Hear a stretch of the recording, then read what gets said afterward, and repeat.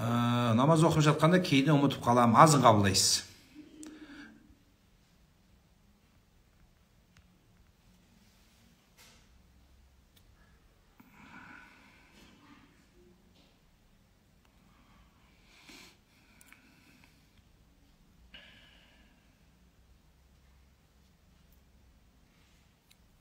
Содан ақыр енді ақыры жыныма тидіңдер ғой деп тұр. Сол сияқты ақыр айтылғаннан кейін біреу жазыпты, кімнің проектісі? Нұрлан имам кімнің проектісі? Айналайын, мен Құдайдың проектісімін. Құдай жаратпаса, ешкімнің проектісі бола алмайсың. Мен Құдайдың проектісімін ең бірінші. Содан қалса ата-анамның проектісімін. Болды. Қойыңыздар ондай сөзді. Мен ешкімнің сөзін сөйлеп, мынаның сөзін сөйле деп жатқан жоқ. Мен өзім кейде тілімнен басыма бәле тапқан адаммын. Менің кейбір сөздерім артық кетіп қалып, біреудің шамына тиіп, жұмыстан түсіп қалған болдамын мен.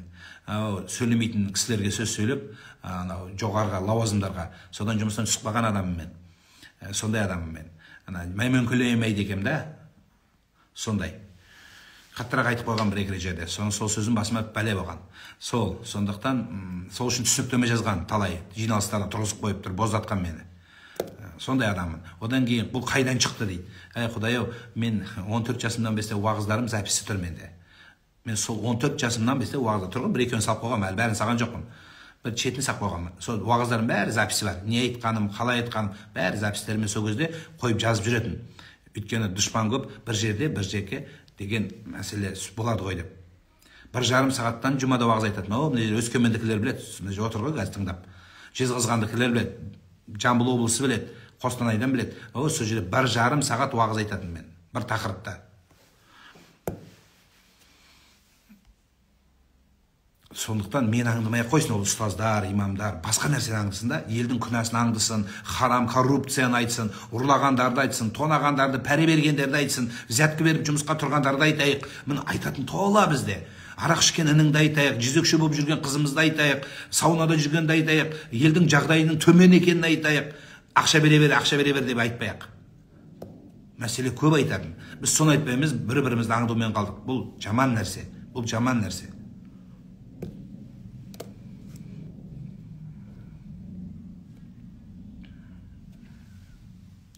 Ұстаз, ағам машина подарит еткен, соны сатып бизнес ашсам, одан табыс болса, берекесі бола ма дейді. Болады, неге болмайды? Ол саған подарит еттім, ол сенікі. Сен оны сата аласың ба, басқа қыласың ба көр. Бірақ бір ауыз берген адамнан рұқсат сұрасаң, ол құрмет болады. Менен сұрағаннан пайда жоқ, мен бизнес маман емеспін ғой. Мен саған айтатын, мынаны істе, айфон сат деп айтамайын мен саған. Сондықтан сен бейт жаным, ағаңмен ақылдас. Мен осындай машинаға көп жүргім деп тұрған жоқ. Өткенде бір баланы көрдім мен. Сондай риза болдым. Нағыз еңбек адам екен. Жаңағы 9 класстың баласы сиыр жинайды. Ауылда екен, сондай риза болдым. 9 класстың баласы ақшасын жинап, сиыр алып, өзі сиырды сауып, өзі сиырды сүтін сепаратордан өткізіп, мектеп оқитын бала. Сөйтіп өзіне телефон алғанда, айфон алмапты бала. Айфон алмапты. Кішкентай телефон алыпты, кнопочный. Сомен жүр дейді. Таң қалды, болар бала боғынан деген осы болады жан. Ал енді сен өзің жұмыс істеген адамсың ба? Біраз тренингтерге бар, ана Нұрсила бар, басқа бар, Шоңбай, Қуаныш Шоңбай бар. Солардың ана нелерін тыңда жаным. Қалай? Саған қазір ақша керек жоқ, сен ойыңды реттеу керек бірінші. Не істеймін? Бізде ой қайнап жатыр. 1 миллион болса, соған бір айфон сатып алсам, так, Pro Max-тан осынша штук, осынша. Ол калькуляторға сарт санасымен байиды деген бір сөз бар. Санамен байыма. Ана мидағы миллион деп жынды қылды ғой бәрімізді. Мида миллион болмайды, істе болады, кәсіпте, еңбекте болады жан. Жатып алып, бірақ сен тыңда, қайсысын істеу керек, конкуренцияға не бар, не конкуренция жоқ. Бірақ ана машина берген адамның көңілін үшін содан сұра. Сол дұрыс болады.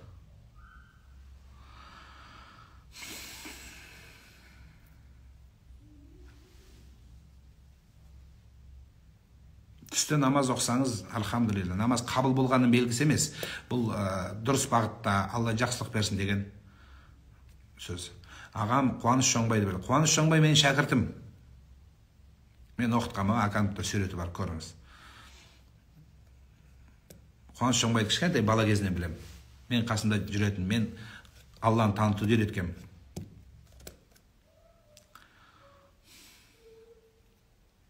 Сізді танығанда басқа имамдар тыңдамай қалдым дейді. Жоқ, ол дұрыс емес, Светажан. Тыңдаңыздар бәрін. Енді біреудің сөз жеткізуі бар, біреудің тембрі басқаша, біреудің жеткізеді. Енді бірақ тыңдаңыздар бәрібір. Осы сөздер ана көптің шамына тиіп жүрген. Сізден басқа ешкім тимеймін, сізден басқа ешкім тыңдамаймын деп. Бір қызық айтып берейін. Біреу айта береді екен үйінде. Бұл болған оқиға. Мен оған өзім айтып берді. Бір жігіт өзі айтып берді. Әйелім айта береді дейді сізді. Нұрлан имам бүйтіп айтты, Нұрлан имам сөйтіп айтты. Соны өзі айтып берді күйеуі. Соны әбден жыныма тиді дейді. Соны айтып дейді, сол Нұрлан имамға тиіп ал деп айттым дейді.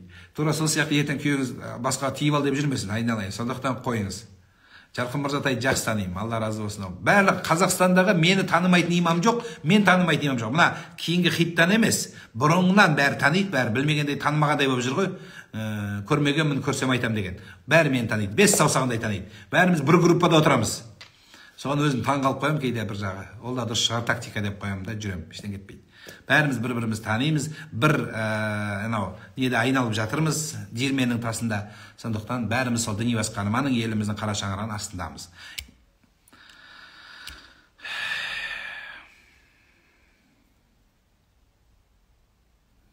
Баланың тұсау дейді, тұсау емес, тосау деп жазылады, жаным сауатты жазыңыздар. Тұсау деген балаға бата беру деген сөз. Қадамы нық болсын, өмірден шалынбасын деген дұға ғана. Анау жіпті кесу үшін арымды нәрсе. Машинаға Алла деген жазу бар, зат тілуге бола ма? Енді мен негізі қаламайды екен, бірақ соған қарап тұрып Алланы есіңізге алсаңыз болады. Ұстаз, кеше маған бір адам Құранға бір жерімді сүрткенмін деп жазып жіберіпті. Сондай қорлығым келді дейді. Астағфирулла. Енді айта береді, одан зорын айтқан, сондайлармен барып аузын жауып, Құранды сен бүйтіп айтыпсың деп төбелессек, біз әбер таппаймыз. Демек, бізде имандылық кем деген сөз. Шын мәнінде мұсылманмын деген адамдардың қазір қарасаң ісіне мұсылмандық жоқ. Аз, мұсылмандық нөлдің қасы. Содан кейін ғой ел діннен қашып атқаны. Ана жерге барсаң харам, мынаны істесең күнә, мынаны істесең арам. Ол арамнан, ол харамды үйрету үшін бірінші адалды үйретейік те елге, жақсылыққа шақырайық та елді біз. Біз игілікті үйретуіміз керек. Арамды ол өзі табады Құда қаласа. Біз арамды үйретеміз бірінші. Анау арам, мынау болмайды. Сонымен бәрі болмайды екен ғой. Онда жүре берейін осы жағымда дейді. Жоқ, біз үмітін жалғап беруіміз керек. Құдайдың Абай атамыз үйреткен баршамызда махаббатпен жаратқан адамзат. Сені Құдай жақсы көріп жаратты. Жақсы көрген сол сен махаббат жағынан байлау керек. Сол жақсы нәрсе.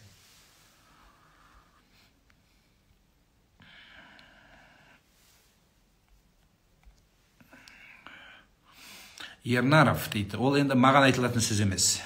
Сондықтан мен ешқандай ұстазға ештеңе айтқан жоқпын. Айтсам менде де сөз жетеді, бірақ айтпаймын, не керегі бар. Сондықтан маған ол маңызды емес, әркім үшін жауап береді. Мен өзім қолымнан келгенше өзім деңгейімде үйрете беремін.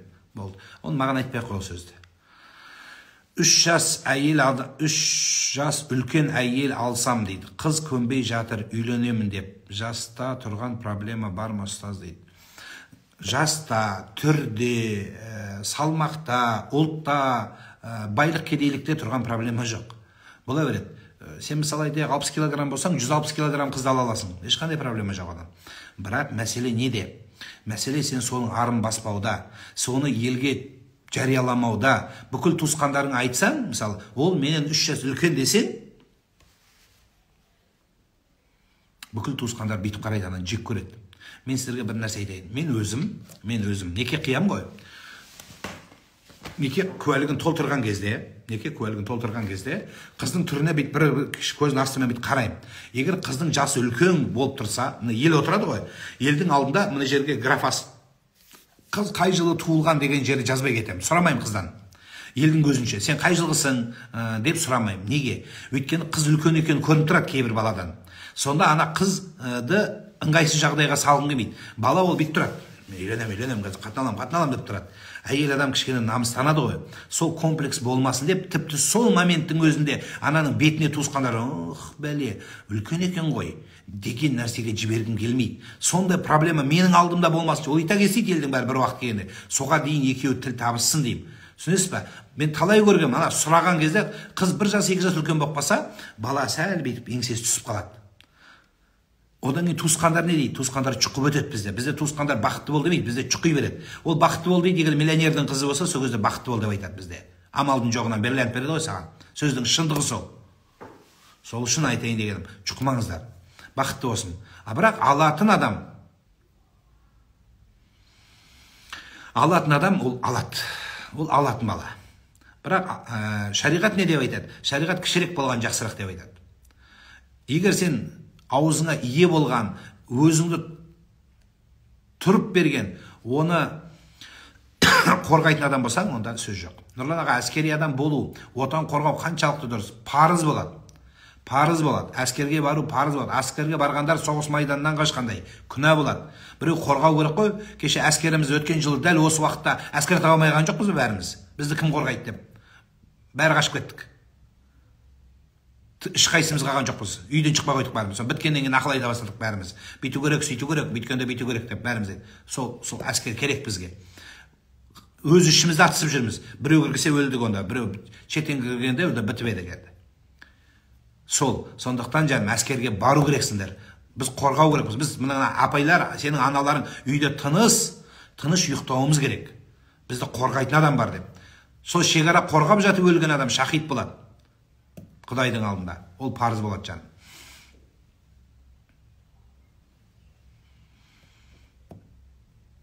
Бірақ алдамау керек.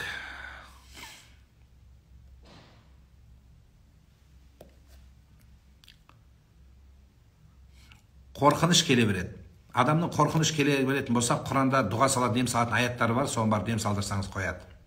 Сәжде саху деген қателесу сәжде деген сөз. Үш себеппен істеледі.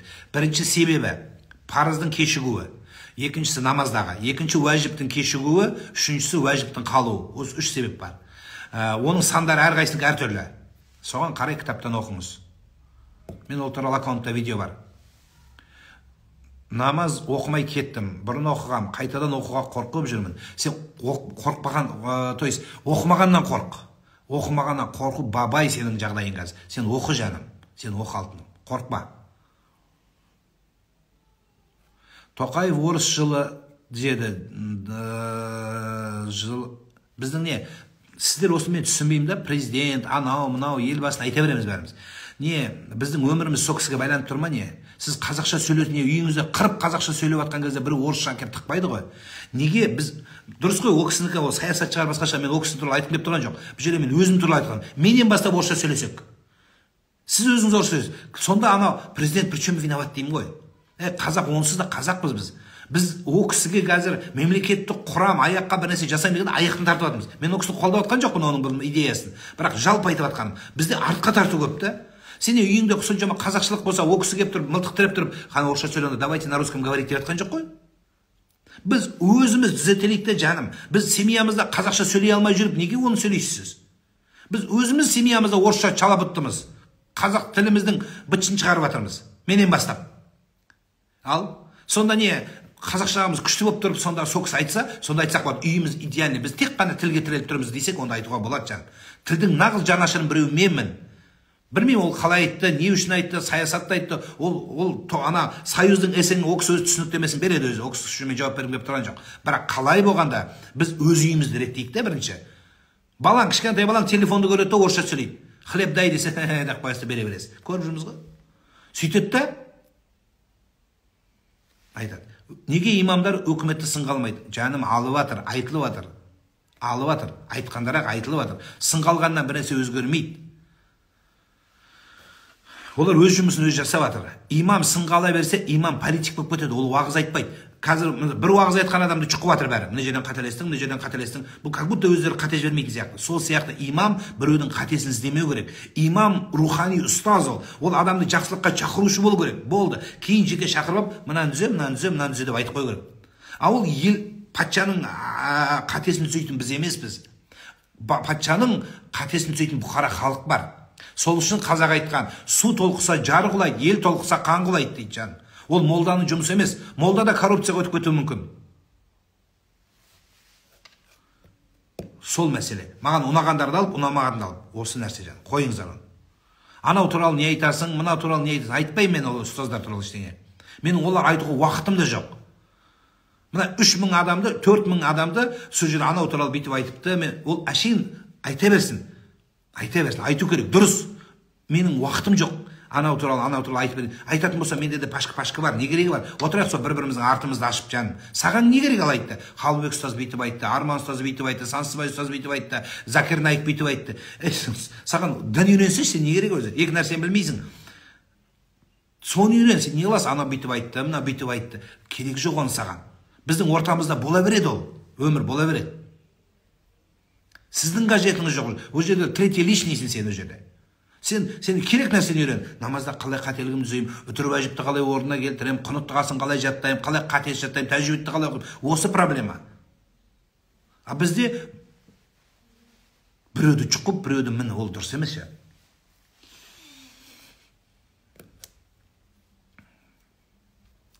Орыс әйел алса қалай болады? Борщ ішесің күнде, жақсы болады. Өзің білесің, бірақ ұлтыңды алайын. Елді бөлмеуіміз керек. Онсыз да еліміз әрең жүр қазір. Экономикалық жағдай төмен, халықтың жағдайы өте қиын жағдайда бөліп, енді дінмен бөлінуіміз қалып едеді. Ана сөз сөйлеп, мынаны сөзін сөйлеп, дұрыс емес жаным. Біреудің артын ашқанда бола береді, ол іштен кетпейді жаным. Рахмет саған. Так, ұстаз, жолдасым болмашы нәрсеге ренжіп қала береді. Не істесем болады? Сол болмашы нәрсені жасамашы сен. Сол ренжімейді өзі, жақсы болады. Ол сондай өнді.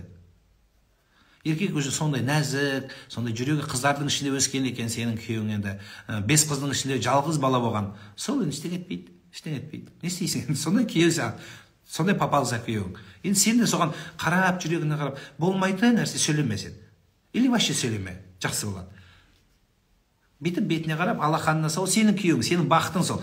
Билей бер постоянно, күле бер, соған әңгіме айт, соң қояды ол да үйренеді. Ол адамсы. Зина жасаған адам қалай тілесе болады? Алла мені кешір дейсің. Ол қызға қайта барып жүрме. Қайта барсаң тағы. Қайта жасап жүресің повторно. Жоқ олай емес. Сен жаным, Құдай мені кешір деп айт. Болды. Бармауға жан қарай. Барып кешірім сұрап жүрме. Мен зина істеп едім сен десең, шайтан келіп, үшеуің қосылып тағы да бір нәрсе болып кетеді. Құдай сақтасын.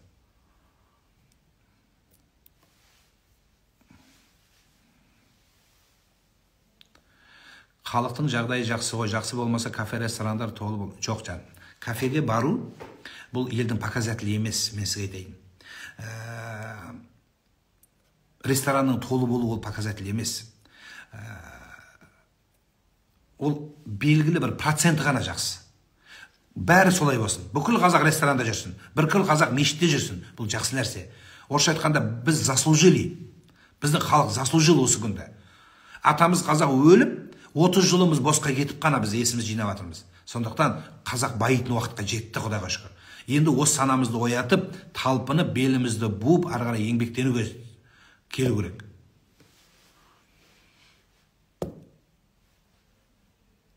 Кафе ресторанды қарамаңыздар. Кафе ресторанда мен жүрмін ғой, көріп жүрмін ана Құдай астарда. Бұрын бүйтіп пакет алмайтын.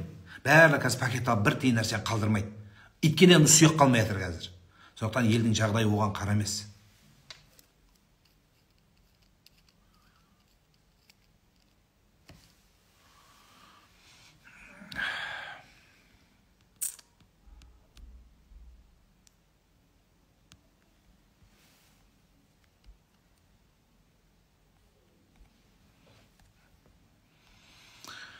Екінші әйел туралы не айтасыз дейді. Бірінші әйелді қарық қып ал.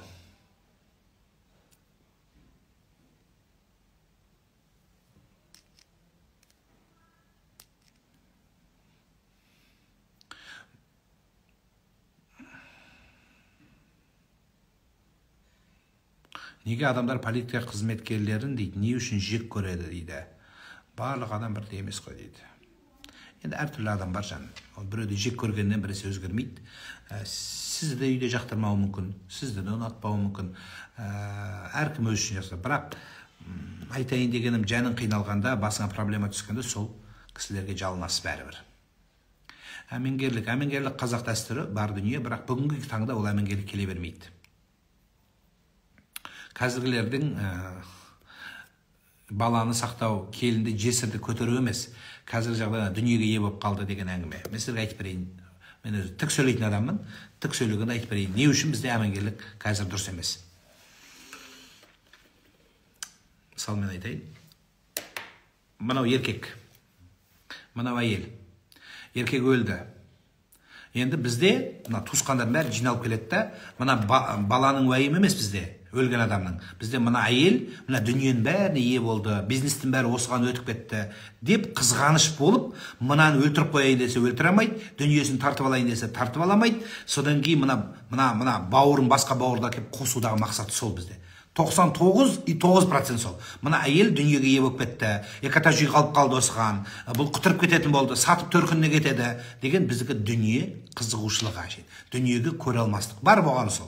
Ал бұрынғы кезде дүниені ойламайтын аталарымыз, мынау бала жетім қалмасын, жесір қалмасын дейтін. Одан кейін шариғатта 4 ай 10 күн жесірдің үкімі, одан кейін шариғатта 1 жыл, қазақшылықта 1 жыл. Сол 1 жылда мына өзі шешеді. Қайнысына бара ма, өз төркініне кете ма, үйіңді сата ма, ол өзі біледі. Мынаның иесі. Мына бауыр туысқандардың үкімі бұл жесір әйелге жүрмейді.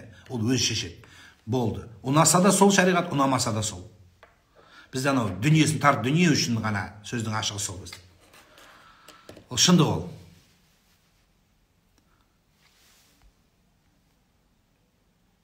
Сіздің кішкентай кезіңізде айтқан уағыздарыңызды көрдім, сол кезде де үлкен кісілер сияқты уағыз айтып істеді. Енді